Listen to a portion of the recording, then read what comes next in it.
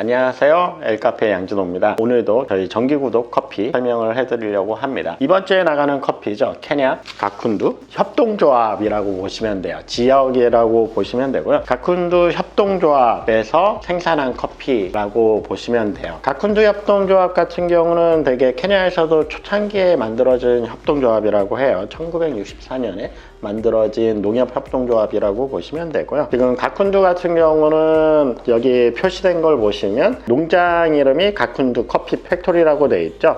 이게 드라이밀이라고 하고 웹밀이라고 하는 커피를 가공하는 방앗간이라고 생각을 하시면 편하실 거예요. 아프리카 쪽에 있는 커피 농장들하고 중미 쪽에 있는 농장들하고 약간 느낌이 다르시다고 보면 되는 게, 아프리카에서는 보통 커피 체리를 방앗간에 갖다 주고 그 방앗간에서 체리를 가공을 해서 생두를 만드는 이런 형태로 되고, 이제 지역에 방앗간이 하나씩 있다라고 생각을 하시면 좀 이해하기 편할 거예요. 보통 커피를 프로세싱 하는데 웹밀링하고 드라이밀링 이 두 가지가 들어가는데, 웹밀이라고 하면 커피 체리에서 생두까지 프로세싱을 하는, 씻어서 건조하는 데를 웹밀링이라고 하고요. 드라이밀 같은 경우는 커피가 있고 그 겉을 싸고 있는 파치먼트가 있는데, 이 파치먼트를 까서 패킹을 하는 데를 드라이밀이라고 보통 얘기를 하는데, 아프리카 같은 경우는 웹밀링에서 드라이밀링까지 하는 그런 구조를 가지고 있는 경우가 많아요. 지금 가쿤두 커피 팩토리라는 데가 그런 방앗간, 동네에 있는 방앗간이라고 생각을 하시면 되고요. 동네에 있는 가쿤두 커피 농부 협동조합이라고 돼 있거든요. 여기에 있는 소농부들이 협동조합을 만들어서 웹밀링을 공동으로 하고 있는 형태라고 보시면 될 것 같아요. 조합 같은 경우는 되게 소농들 위주로 형성이 되어 있는 조합이라고 해요. 한 1헥타르 이하의 농장을 가지고 있는 농장들이 대다수라고 하고요. 실질적으로 1헥타르 내에서 커피만 재배를 하는 게 아니고 생계를 위해서 뭐 바나나나 이런 자기네 먹을 것도 재배하고 이것저것 다 재배를 하는 그런 아주 소농들이 모여있는 협동조합이라고 생각을 하시면 될 것 같아요. 그래서 중미 쪽 생각을 하면 이제 농장 하나에서 나오는 커피를 이제 보통 마이크로라시라고 하는데, 아프리카에서는 그런 구조가 좀 잘 안 나오는 형태라고 보시면 되고요.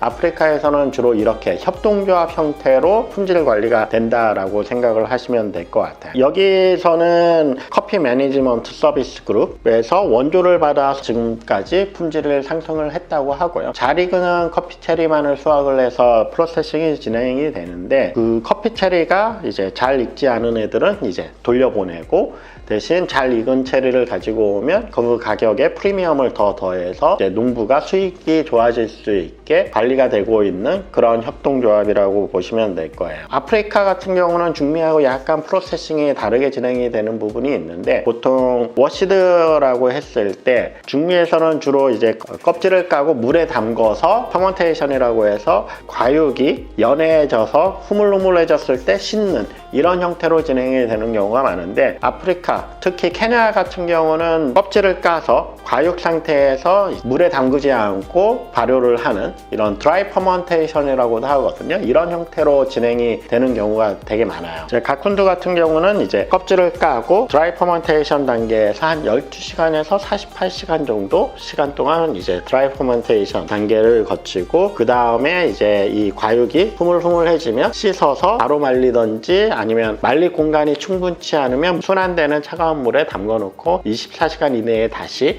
말리는 이런 방법으로 프로세싱이 진행이 되고 있는 농장이라고 생각을 하시면 되고요. 아프리카에서는 뭐 아프리칸 베드라고도 하고 레이징 베드라고도 하고, 테이블을 만들어 놓고 그 위에서 커피를 말리는 게 일반적이에요. 그래서 이 농장 같은 경우도 레이징 베드를 이용을 해서 커피를 말리는 그런 농장이고요. 이제 말리는 시간은 한 2에서 3주, 상당히 천천히 건조가 되는 거죠. 그래서 좀 더 복합적이고 농밀한 맛, 맛을 만들어줄 수 있는 그런 환경이 조성이 됐다라고 보시면 될 거예요. 보통 케냐 같은 경우는 AA하고 AB 이렇게 등급을 분류를 하기도 하는데, 여기에서 오해가 많은 게 AA가 더 좋은 등급이고 AB가 나쁜 등급이다 라고 생각을 하는 경우도 있는데요. 사실 그거는 사이즈에 대한 구분이라고 보시면 돼요. AA가 좀 더 큰 사이즈, AB가 작은 사이즈. 어느 게 더 우열하다라는 거는 굳이 오해를 가지실 필요는 없고요. 품질하고 사이즈하고는 아주 일치하는 부분이 아니기 때문에 이제 먹어보고 판단을 하실 필요가 있어요. 새콤하면서 고소한 향이 분쇄 가루에서 나오고 있고요. 커피를 한번 마셔보도록 하겠습니다.